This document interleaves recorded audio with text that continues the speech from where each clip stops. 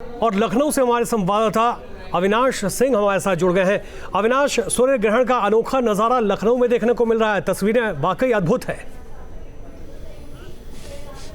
ठीक है सर। बिल्कुल, देखिए हालांकि बहुत ज़्यादा बादल है और सुबह से ही रुक रुक कर बारिश हो रही है, तो वैसे में यहाँ पर सूर्य ग्रहण स्पष्ट रूप से नहीं दिख रहा है। लेकिन चूंकि जो सॉफ्टवेयर यहाँ पर लगाया गया है और चूंकि बड़े बड़े काफ़ी टेलीस्कोप लगाए गए हैं, तो उसके माध्यम से जो तारामंडल के लोग हैं जहाँ इस वक्त मैं मौजूद हूँ, चूँकि 70% अभी उसका प्रभाव दिख रहा है और चंद्रमा ने 70% हिस्से को, जो सूर्य का हिस्सा है, उसको ढक लिया है। हालाँकि तकरीबन 12-12:15 बजे के आसपास यहाँ पर पूरी तरीके से सबसे ज़्यादा जो सूर्य ग्रहण का प्रभाव है वो देखने को मिलेगा। सुमित जी हैं तारामंडल से मेरे साथ। सुमित जी, अभी जैसा कि हमने अभी अंदर देखा, चूंकि जिस सॉफ्टवेयर के माध्यम से आप लोग दिखा रहे हैं, तकरीबन 70% जो प्रभाव है दिख रहा है। सबसे ज़्यादा जो प्रभाव है कितने फीसदी तक ये माना जाए कि चंद्रमा सूर्य को ढकेगा, अगर लखनऊ की बात करें? लखनऊ में 84.24% ढकेगा और ये पोजीशन आपकी आएगी 12:11 से 12:12 के बीच में आपको दिखेगी, लगभग 47 सेकंड्स के लिए, जब ये अपने मैक्सिमम पीक पे होगा, यानी 84.24%।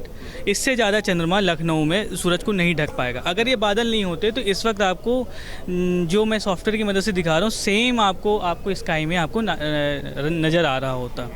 और 12:11 से 12:12 वो पीक टाइम है। इसके बाद से चंद्रमा जो आपका एक्लिप्स है वो घटना शुरू हो जाएगा लखनऊ में। वलयाकार उस समय पूरी एक्चुअली लखनऊ में वलयाकार सूर्यग्रहण नहीं है। वलयाकार सूर्यग्रहण हो या टोटल सोलर इक्लिप्स हो, ये सिर्फ एक 80 किलोमीटर पट्टी पर ही नज़र आता है, और ये पट्टी जिस इलाकों से होकर गुजरती वहीं पे आपको वलयाकार या टोटल सोलर इक्लिप्स नज़र आता है। और ये पट्टी इसको गुजर रही है पंजाब से, हरियाणा से, राजस्थान से, उत्तराखंड से, और यूपी में इकलौता ज़िला है हमारा सहारनपुर के बेहट कस्बे से। बस। कितने बजे तक रहेगा लखनऊ की अगर बात करें? लखनऊ में 2:02 तक ये रहेगा जी।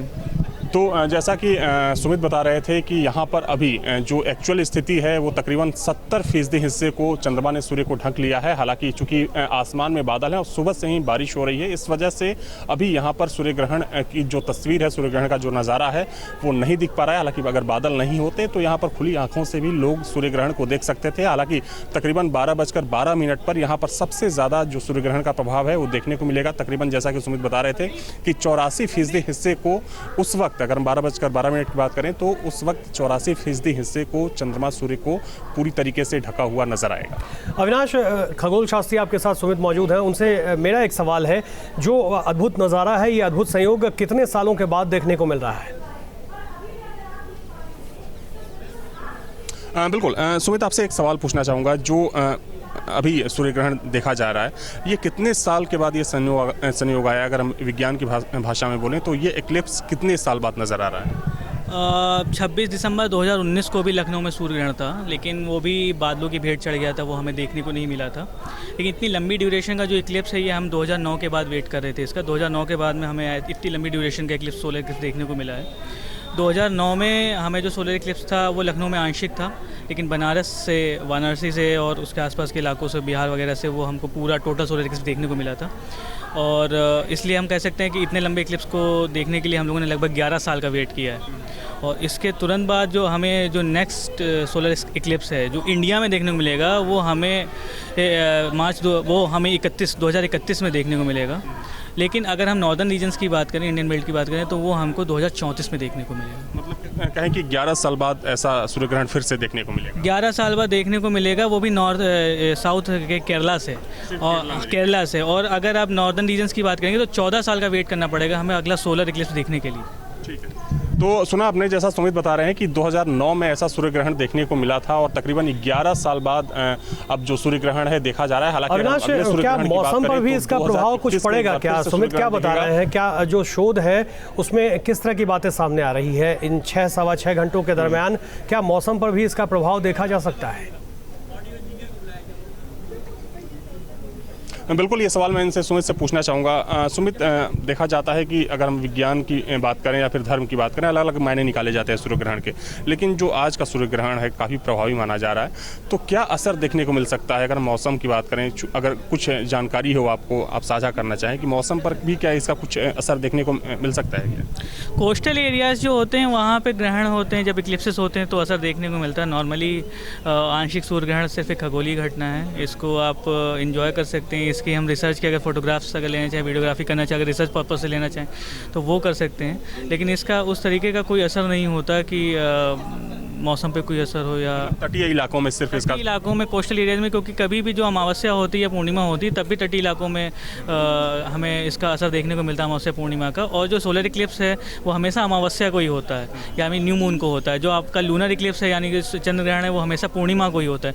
तो जब ये तीनों, जब सूरज, चंद्रमा, पृथ्वी एक सीध में आ जाते हैं तो ये अपनी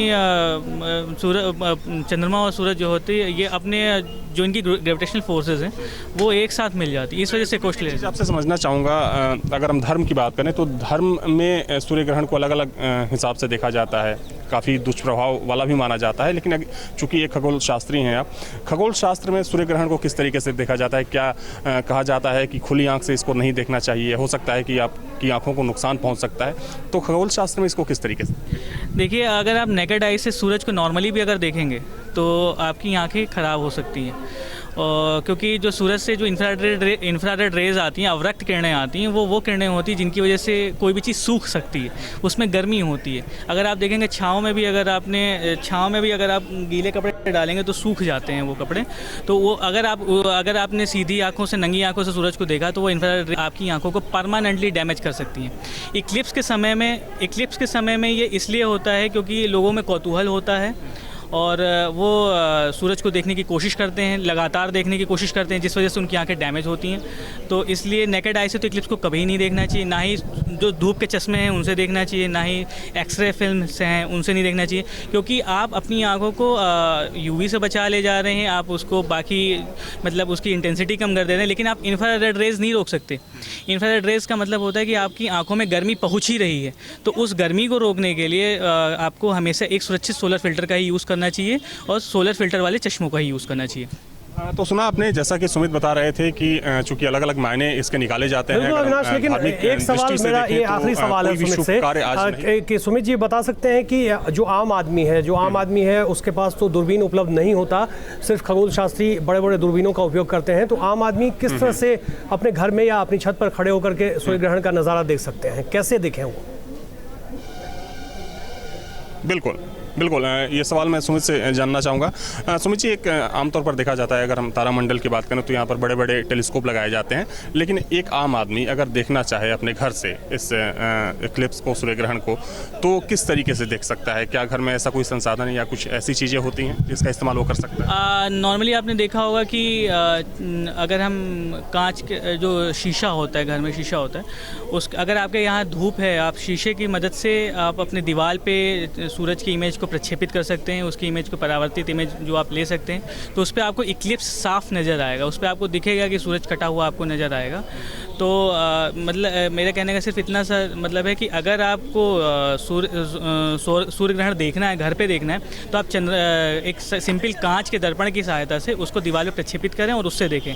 नहीं तो बहुत सारे लोगों ने अपने यूट्यूब लिंक लाइव कर रखे हैं जो अपने टेलीस्कोप की मदद से सुरक्षित अवलोकन करा रहे हैं, और यूट्यूब की मदद से भी आप उसको देख सकते हैं, ये आसान है जी। तो ये एक सुरक्षित तरीका हो सकता है अपने घर पर अगर कोई व्यक्ति सूर्य ग्रहण को देखना चाहता है, तो चूंकि तमाम ऐसी टेक्नोलॉजी है और यहाँ पर भी एक व्यवस्था की गई है कि लाइव आप अपनी आंखों से सूर्य ग्रहण को बिना आसमान में देखे ही एक टीवी स्क्रीन पर देख सकते हैं। और चूंकि जैसा कि सुमित ने कहा कि कोई व्यक्ति अगर घर में मौजूद है और वो सूर्य ग्रहण को देखना चाहता है तो वो किसी आईने की मदद से सूर्य ग्रहण को देख सकता है। हालांकि देखा जाए तो चूंकि 12 से ज़्यादा का वक्त हो चला है, ये माना जा रहा है कि लखनऊ की बात करें तो जो सबसे ज़्यादा सूर्य ग्रहण यहाँ पर प्रभावी होने वाला है, तकरीबन 12:12 का समय बताया गया है। तो अब से थोड़ी देर में ही ये कहा जा रहा है कि सबसे ज़्यादा इस समय जो मध्यकाल चल रहा है ये सबसे ज़्यादा प्रभाव छोड़ने वाला है, और ये अद्भुत नज़ारा लखनऊ में भी देखने को मिल रहा है। बहुत बहुत शुक्रिया अविनाश इस तमाम जानकारी के लिए।